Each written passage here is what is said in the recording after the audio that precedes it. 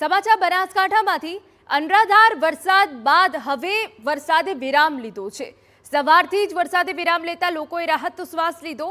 વાવ, થરા, સુઈગામ, ભાભરમાં વરસાદ બંધ થયો છે। વરસાદ બંધ થતા તંત્રએ પણ હાશકારો અનુભવ્યો। અસરગ્રસ્ત વિસ્તારોમાં ઝડપથી પહોંચાડાઈ શકાશે હવે મદદ। સુઈગામ, વાવ તાલુકાના અનેક વિસ્તારોમાં હજુ જળબંબાકારની સ્થિતિ છે। કેટલાક વિસ્તારોમાં 5 થી 7 ફૂટ પાણી ભરાતા હાલાકી। એનડીઆરએફ, એસડીઆરએફની બે ટીમો દ્વારા અસરગ્રસ્ત વિસ્તારોની કામગીરી હાથ ધરાઈ છે।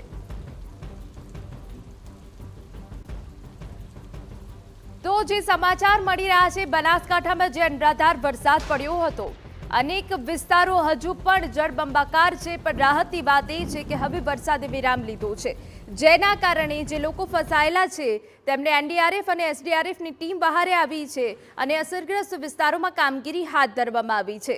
એનડીઆરએફ, એસડીઆરએફની બે ટીમો હાલ ખડે પગે છે, પરંતુ આપને દ્રશ્યો બતાવી રહ્યા છે કે જ્યાં જે લોકો ફસાયેલા હતા, જે લોકોને મદદની જરૂર હતી, ત્યાં હવે એનડીઆરએફની ટીમ પહોંચી છે અને વરસાદ બંધ થતાં લોકોએ પણ રાહતનો શ્વાસ લીધો છે।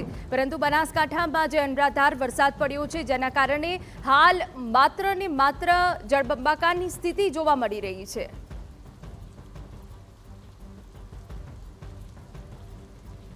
બનાસકાંઠાના પૂરગ્રસ્ત વિસ્તારોમાં પોલીસે પ્રશંસનીય કામગીરી। થરાદ અને વાવમાં પોલીસની ટીમ બચાવ અને રાહત કાર્યમાં લાગી। મહિલા પીએસઆઈએ પાણીમાં ફસાયેલા બાળકો અને મહિલાનું રેસ્ક્યુ કર્યું। ફસાયેલા લોકોને સુરક્ષિત સ્થળે ખસેડવામાં મદદ કરી।